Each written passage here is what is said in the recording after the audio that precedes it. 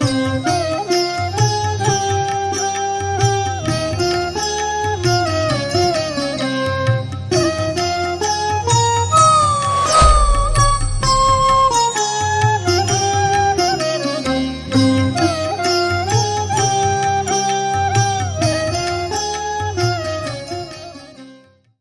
శ్రీమాత్రే నమః.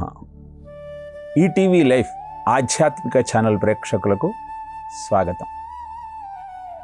తపస్వి బ్రహ్మనిష్ఠోయం సంయమి సంజితేంద్రియ జీవానాం కర్మఫలదః తం యమం ప్రణమామ్యహం.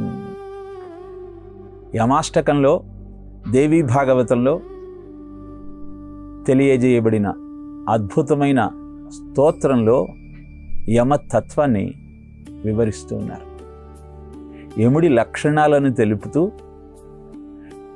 యమధర్మరాజు తపశ్శక్తి సంపన్నుడు, బ్రహ్మనిష్ఠ కలిగినవాడు, జితేంద్రియుడు, సంయమనం కలిగినవాడు.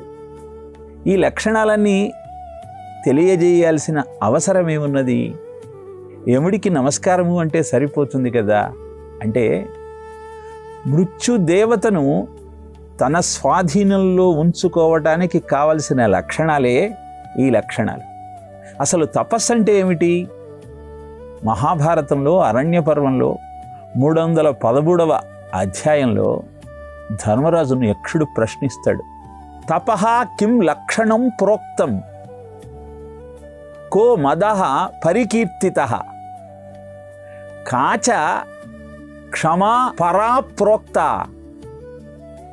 కాచ హ్రీ పరికీర్తిత. తపస్సు అంటే ఏమిటి? దమం అంటే ఏమిటి? క్షమ అంటే ఏమిటి? హ్రీ అని దేనిని వ్యవహరిస్తారు? సమాధానంగా ధర్మరాజు అంటాడు, తపః స్వధర్మ ప్రవర్తితం. తపస్సు అంటే తన వృత్తిలో, తన కులధర్మంలో, తన స్వధర్మాన్ని చిత్తశుద్ధిగా అనుసరిస్తూ ఉండటమే. మానవుడిగా జన్మించిన మనం మన ధర్మాన్ని పాటిస్తూ ఉన్నామా? మానవ జన్మ అంటేనే మా అంటే వద్దు, నవ అంటే కొత్త, జన్మ అంటే పుట్టుక. మళ్ళీ పుట్టుక లేకుండా చేసుకోవటం కోసం దొరికిన అద్భుతమైన ఈ ఉపాధిని మన ధర్మాన్ని అనుసరిస్తూ పాటిస్తూ ఉన్నామా? తపస్సు అంటే అదే. అందుకే తపస్వి బ్రహ్మనిష్ఠోయం సంయమి సంజితేంద్రియ. మరి దమము అంటే ఏమిటి? అంటే మనసో దమనం దమః. ఇంద్రియ నిగ్రహంతో మనస్సును నిశ్చలంగా ఉంచుకోవటం కోసం చేసే ప్రయత్నమే, సాధనయే దమం. అందుకే సంయమి సంజితేంద్రియ. మరి క్షమ అంటే ఏమిటి? క్షమ ద్వంద్వ సహిష్ణుత్వం. ఈ ద్వంద్వాలకు అతీతంగా ఉండగలగటం.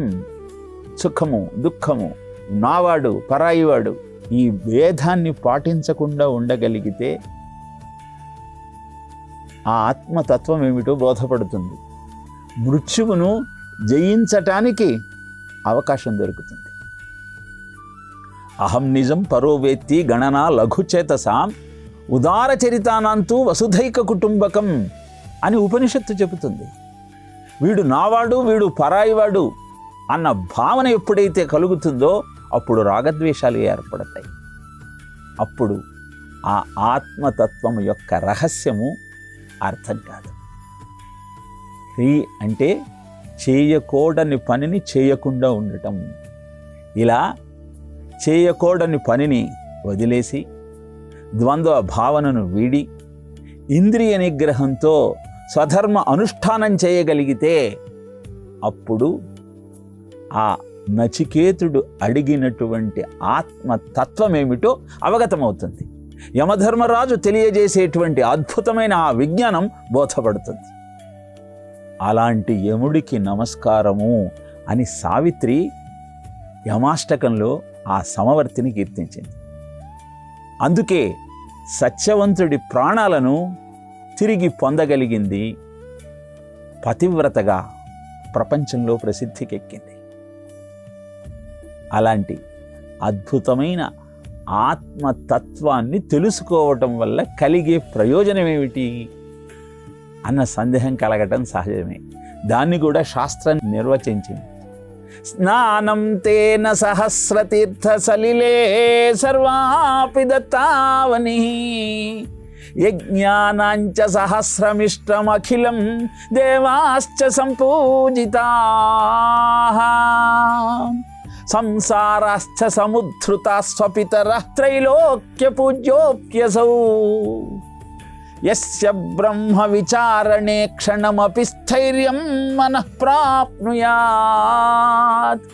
ఒక్క క్షణమైనా ఆ బ్రహ్మనిష్టయందు ఆత్మతత్వమునందు స్థిరంగా ఉండగలిగితే భూమండలంలో ఉన్నటువంటి అన్ని పుణ్యతీర్థాలలో స్నానం చెయ్యటం వల్ల ఎలాంటి శుచిత్వం సిద్ధిస్తుందో అది మన సొంతం అవుతుంది. అలానే యజ్ఞానాంచ సహస్రమిష్టమఖిలం, 1000 యజ్ఞాలు చేయటం వల్ల ఎలాంటి ఉన్నత స్థితి ప్రాప్తమవుతుందో, 100 యజ్ఞాలు చేస్తేనే ఇంద్ర పదవికి అర్హత కలిగినప్పుడు 1000 యజ్ఞాలు చేయటం వల్ల అద్భుతమైన ఉన్నత స్థితి మనం పొందగలుగుతాం. దేవాశ్చ సంపూజత, దేవతలనందరినీ పూజించిన ఫలితం దక్కటమే కాకుండా సంసారాశ్చ సముద్ధృతా స్వపితరః, పితృదేవతలందరికీ ఉన్నత లోకాలు లభిస్తాయి. త్రైలోక్య పూజ్యోప్యసౌ, 3 లోకాలకు ఆరాధనీయుడిగా అవతరించగలుగుతాం. అలాంటి ఆత్మతత్వ విచారణ యమధర్మరాజు ద్వారా కొనసాగుతూ ఉంటే నచికేతుడు అద్భుతమైన ఆ విజ్ఞానాన్ని అందుకోవటానికి సంసిద్ధుడవుతూ ఉన్నాడు. దేవాశ్చ సంపూజత, దేవతలనందరినీ పూజించిన ఫలితం దక్కటమే కాకుండా సంసారాశ్చ సముద్ధృతా స్వపితరః, పితృదేవతలందరికీ ఉన్నత లోకాలు లభిస్తాయి. త్రైలోక్య పూజ్యోప్యసౌ, 3 లోకాలకు ఆరాధనీయుడిగా అవతరించగలుగుతాం. అలాంటి ఆత్మతత్వ విచారణ యమధర్మరాజు ద్వారా కొనసాగుతూ ఉంటే నచికేతుడు అద్భుతమైన ఆ విజ్ఞానాన్ని అందుకోవటానికి సంసిద్ధుడవుతూ ఉన్నాడు. మరి ఈ పంచమవల్లిలో ఆ ఆత్మతత్వము ఎక్కడ ఉంది, దాన్ని ఎలా తెలుసుకోవాలి, పొందటానికి ఎలాంటి సాధన కొనసాగించాలి అన్న విషయాన్ని యమధర్మరాజు వివరిస్తూ ఉన్నాడు. అలాంటి అద్భుతమైన నిత్యము సత్యము శాశ్వతము అయిన ఆ ఆత్మతత్వము పురం 11 ద్వారం అజస్యావృత్తచేతసః అనుష్ఠాయ నశోచతి విముక్తశ్చ విముచ్యతే. 11 ద్వారాలు కలిగినటువంటి ఈ దేహమనే భవనంలో అజస్య అవృత్తచేతసః, పుట్టుకలేని అవృత్తచేతసమైనటువంటి ఆ ఆత్మ చైతన్యము స్థిరమై ఉన్నది. దానిని అనుష్ఠాయ ఆరాధించినట్టయితే న శోచతి, దుఃఖించాల్సిన అవసరమే లేదు. విముక్తచ్చ విముచ్యతే, దేహాత్మ భావనలో ఉన్నవాడు జనన మరణాల నుంచి బయటపడగలుగుతాడు. ఏతత్ వై తత్, ఆ చైతన్యమే నువ్వు అడుగుతున్న ఆత్మవిజ్ఞానము. దాన్ని తెలుసుకునే ప్రయత్నం చెయ్యి. అజస్య అంటే పుట్టుకలేని, ఆత్మకు నైనం చిందంతి శస్త్రాణి నైనం దహతి పావకః నచైనం క్లేదయంత్యాపో నశోచయతి మారుతః.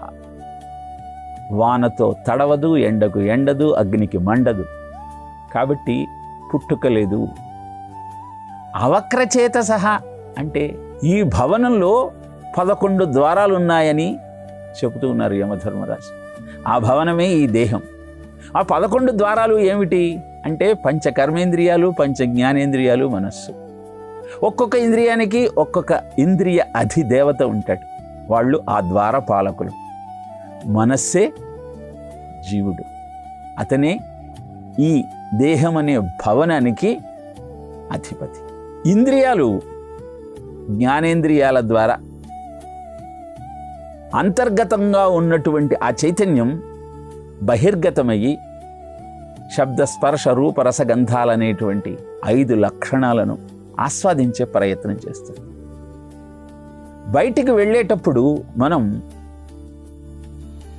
ఇంటిని రక్షణ కోసం తాళాలేసుకుని వెళతాం. అలా బహిర్గతమైనటువంటి ఈ ఇంద్రియ జ్ఞానము మనస్సు, బుద్ధి, అహంకారం ఆ పదార్థాలతో, ఆ ఇంద్రియార్థాలతో మమైకమై ఆనందానుభూతిని క్షణికంగానైనా పొంది తిరిగి ఇంట్లోకే రావాలి. స్వ ఆలయాయైవ ధ్రియతే అంటుంది బృహదారణ్యకోపనిషత్తు. అంటే ఎక్కడ తిరిగినా మళ్ళీ ఇంట్లోకే రావాలిగా. ఇంట్లోకి ప్రవేశించిన తర్వాత కూడా మనం అన్ని తాళాలు వేసేస్తాం, విశ్రాంతి తీసుకుంటాం. మరి ఈ జీవుడు ఇంట్లోకి ప్రవేశించిన తరువాత ఇంద్రియాలన్నింటినీ అలా విషయాల నుంచి దూరంగా ఉంచుతున్నాడా? అలా ఉంచగలిగితే అవక్రచేతసుడు, లేకపోతే వక్రచేతసుడు. ఈ చైతన్యానికి వాటితో సంబంధం లేదు కనుక అజస్య అవక్రచేతసః ఏతత్ వై తత్. పుట్టుకలేని క్రమమార్గంలో ప్రవర్తించేటువంటి సాక్షిభూతంగా ఉండేటువంటి ఆ చైతన్యాన్ని ఆరాధించే ప్రయత్నం చెయ్యి. అప్పుడే నత్వం శోచితుమర్హసి, నువ్వు బాధపడాల్సిన అవసరమే లేదు. ఆ చైతన్యాన్ని గుర్తించి దానిని ఆరాధించినట్టయితే, ఆ అనుభూతి పొందగలిగినట్టయితే బాధ అనేది ఉండదు. విముక్తశ్చ విముచ్యతే. దేహాత్మ భ్రాంతితో ఉన్న ఈ జీవాత్మ పరమాత్మ యొక్క స్థితిని తెలుసుకోగలిగినప్పుడు బాధ అనేది ఉండదు. ఇలా అంతటా వ్యాపించి ఉన్న ఆ చైతన్యాన్ని ఈ గృహమని దేహంలో తెలుసుకున్నవాడు అంతటా కూడా ఆ చైతన్యాన్నే దర్శించగలుగుతాడు. ఆ విషయాన్నే తర్వాత మంత్రంలో తెలియజేస్తూ హంసః శుచిషత్ వసుః అంతరిక్షసత్ హోతా వేదిషత్ అతిథిర్ దురోణసత్ నృషత్ వరసత్ ఋతసత్ వ్యోమసత్ అబ్జా గోజా ఋతజా అద్రిజా ఋతం బృహత్ అంటూ సూర్యుడిలాగా ప్రకాశిస్తూ దివిలో వాయువులా సంచరిస్తూ అంతరిక్షంలో అగ్ని రూపంలో, వేదిషత్ అంటే యజ్ఞగుండం అనే అర్థం ఉంది, భూమండలం అనే అర్థం ఉంది. ఇలా భూమండలంలో అగ్ని రూపంలో సంచరిస్తూ అతిథిర్ దురోణసత్, గృహంలో అతిథిగా. గృహమంటే ఈ దేహమే. ఈ దేహంలో ఆత్మ చైతన్యంగా ఉన్నవాడే నృషద్ నరులలో, వరసద్ దేవతలలో, ఋతసద్ హోమాలలో, వ్యోమసద్ ఆకాశంలో, అబ్జా నీటి నుండి ఉద్భవించి, గోజా భూమి నుండి ఉద్భవించి, ఋతజ యజ్ఞం నుంచి ఉద్భవించి, అద్రిజా పర్వతాల నుంచి ఉద్భవించి ఉన్నది.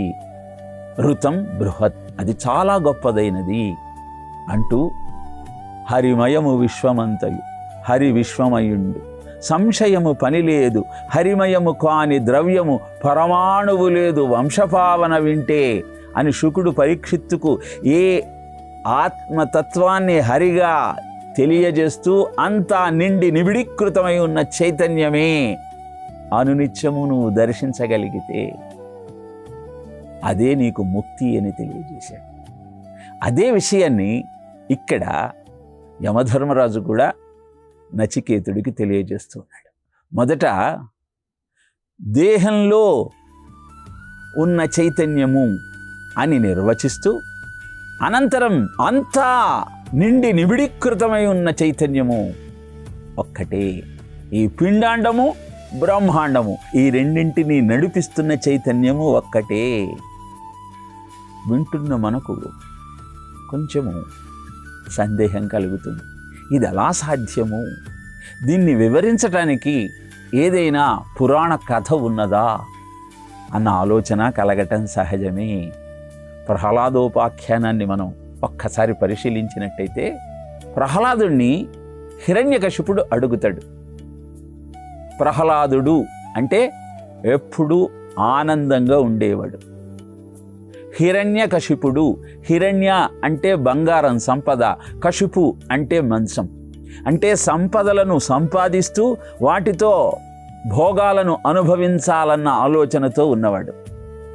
ఇలా ఉన్నవాడికి ఆ ఆత్మ చైతన్యము యొక్క రహస్యము తెలియదు గనుక ప్రశ్నిస్తున్నాడు, ఎక్కడున్నాడు రా నీ హరి అని.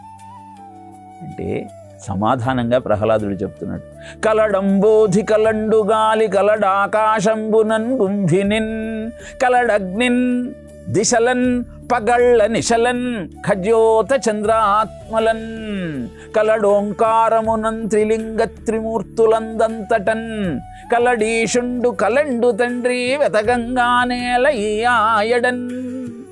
నాన్నగారు, కలడంబూతి కలండు గాలి, సముద్రంలో ఉన్నాడు, గాలిలో ఉన్నాడు, ఆకాశంలో ఉన్నాడు, అగ్నిలో ఉన్నాడు, దిశలలో ఉన్నాడు, పగళ్లలో ఉన్నాడు, రాత్రులలో ఉన్నాడు, చంద్రుడిలో ఉన్నాడు, సూర్యుడిలో ఉన్నాడు, ఓంకారంలో ఉన్నాడు, త్రిలింగ త్రిమూర్తులలో ఉన్నాడు. వెతకటం ఎందుకయ్యా, అంతటా ఉన్నాడు అని ఇందుగలడందులేడని సందేహము వల్లదు చక్రి సర్వోపగతుండెందెందు వెతికి చూచిన అందందేగలడు దానవాగ్రణి వింటే.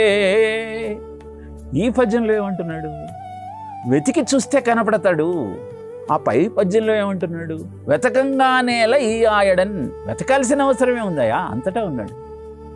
ఇదేమిటి? ఒక చోటేమో వెతకాల్సిన అవసరం లేదంటున్నాడు, ఇంకో చోట వెతికి చూస్తే దొరుకుతుంది అంటున్నాడు. ఇలా ప్రహ్లాదుడు హిరణ్యకశిపుడు భాషించుకుంటూ ఉంటే భయం వేసింది ఆ చైతన్యానికి. హరి సర్వాకృతులంగలండని ప్రహ్లాదుండు భాషింప సత్వరమే ఎందు లేడు లేడని సుతుం దైత్యుండు తర్జింప శ్రీ నరసింహాకృతి నుండి అచ్యుతుడు నానా జంగమ స్థావరోత్కర గర్భంబుల అనిదేశముల ఉద్దండ ప్రభావంబునన్. ఇలా వీళ్ళిద్దరూ మాట్లాడుకుంటూ ఉంటే ఆ అచ్యుతుడు నరసింహాకృతి చాల్చి అక్కడ ఉన్న చెట్టు పుట్ట రాయి రప్ప స్తంభము కుర్చీ అన్నింటిలో ఉన్నట్ట. అదేమిటి? విష్ణువు అంటేనే చరాచరేషు భూతేషు వేషనాత్ విష్ణురుచ్యతే అంటారే, మరి ఇక్కడ నరసింహాకృతిలో అన్ని ప్రాంతాలలో ఉండవలసిన వాడు ఆ ప్రదేశంలో ఎందుకు ఉన్నాడు అన్న సందేహం కూడా మనకు కలుగుతుంది. వీటన్నింటినీ సమన్వయపరుస్తూ అద్భుతమైనటువంటి ఆత్మజ్ఞానాన్ని మనకు మార్గదర్శకమవుతుంది. అంతటా ఉన్న జ్ఞానము మొట్టమొదట నీలో ఉందని నువ్వు గమనించగలిగినప్పుడు, ఆ స్పృహ నీకు కలిగినప్పుడు క్షమా ద్వంద్వ సహిష్ణుత. క్షమ అంటే ఏమిటి? ఈ ద్వైదీభావన లేకపోవటం.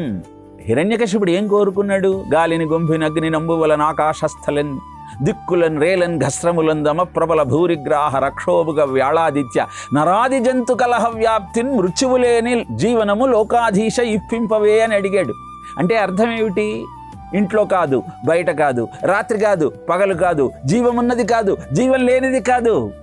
ఇలా రెండు భావాలు, రాగము ద్వేషము, ఈ రెండింటినీ సమన్వయిస్తూ అత్యద్భుత రూపముద్వహన్ స్తంభే సభాయాం నా మృగం నా మానుషం అంటాడు భాగవతంలో వ్యాస మహర్షి. అత్యద్భుతమైన రూపము, అది మృగము కాదు, మానుషము కాదు. ఈ రెండు ద్వైదీభావాలను సమన్వయపరిచే అద్భుతమైన నారసింహ రూపం. అలాంటి అద్భుతమైన నారసింహ రూపాన్ని అంతటా ఉన్న ఆ అచ్యుతుడు ధరించి వచ్చాడు అంటే నీలో ద్వైదీభావం పోయిన సమయంలో నిన్ను కటాక్షించటం కోసం నీ ముందు ప్రత్యక్షమవుతాడు. గుర్తించిన తరువాత కలిగే అనుభూతియే ఆ నారసింహస్వామి యొక్క రూపం. అందుకే అద్భుతమైన ఆ తత్వాన్ని వివరిస్తూ హంసః శుచిషత్ వసుః అంతరిక్షసత్ హోత వేదిషత్ అతిథిర్ దురోణసద్. నీ హృదయంలో ఈశ్వర సర్వభూతానాం హృద్దేశే అర్జున తిష్టతి భ్రామయన్ సర్వభూతాని యంత్రారూఢాని మాయయా. నీ హృదయంలో ఉన్న చైతన్యమే ఆ అద్భుతమైన ఆత్మ చైతన్యం. దీన్ని గుర్తించాలి అంటే ఏం చెయ్యాలి? అనుష్ఠాయ నశోచతి. ఎవరైతే పురం ఏకాదశ ద్వారం అజస్య అవక్రచేతసః అనుష్ఠాయ నశోచతి విముక్తచ్చ విముచ్యతే. మన దేహం అనేటువంటి దేవాలయంలో కొలువై ఉన్న ఆ పరమాత్మ యొక్క స్వరూపాన్ని అంతర్ముఖులమై గుర్తించగలిగినప్పుడు ప్రపంచమంతా లోకమంతా ఆ స్వామియే కనపడతాడు. అదే నరసింహాకృతి. ప్రహ్లాద హిరణ్యకశప రంజన భంజన నిమిత్తాంతరంగ జేగీయమాన బహిరంగ కరుణా వీరరస సంయుతుండును అయిన నారసింహుదేవుడు ఆవిర్భవించే అని పోతనామచ్యుడు సప్తమ స్కంధంలో ఆ నరసింహాకృతిని వర్ణిస్తూ తెలియజేస్తాడు.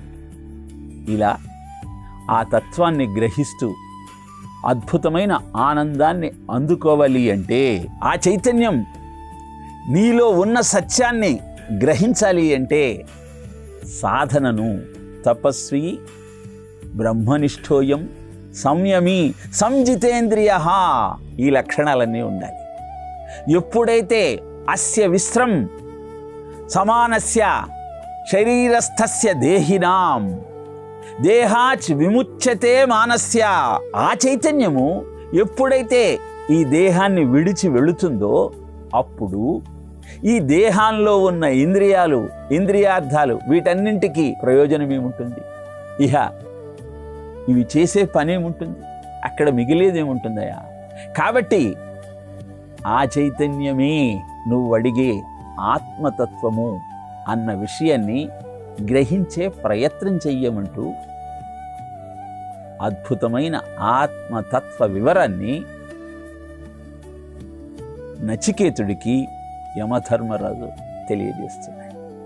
మరి ఈ దేహంలో కొలువై ఉన్న ఆ ఆత్మ చైతన్యము ఏం చేస్తూ ఉంటుంది అంటే, ఊర్ధ్వం ప్రాణమున్నయతి అపానం ప్రత్యగస్యతి మధ్యే వామనమాసీనం విశ్వే దేవా ఉపాసతే. ప్రాణశక్తిని ఊర్ధ్వముఖంగా అపానవాయువును అధోముఖంగా పంపిస్తూ హృదయ మధ్యంలో వామన సూక్ష్మ రూపంలో ఉన్న ఆ చైతన్యాన్ని దేవతలంతా ఉపాసిస్తూ ఉంటారు అని అద్భుతమైన ఆత్మతత్వ వివరాన్ని నచికేతుడికి యమధర్మరాజు పంచమవల్లిలో తెలియజేస్తున్నాడు. ఆ వివరాలను మరొక ప్రసంగంలో తెలియజేసే ప్రయత్నం చేస్తాను. ఓం తత్సత్.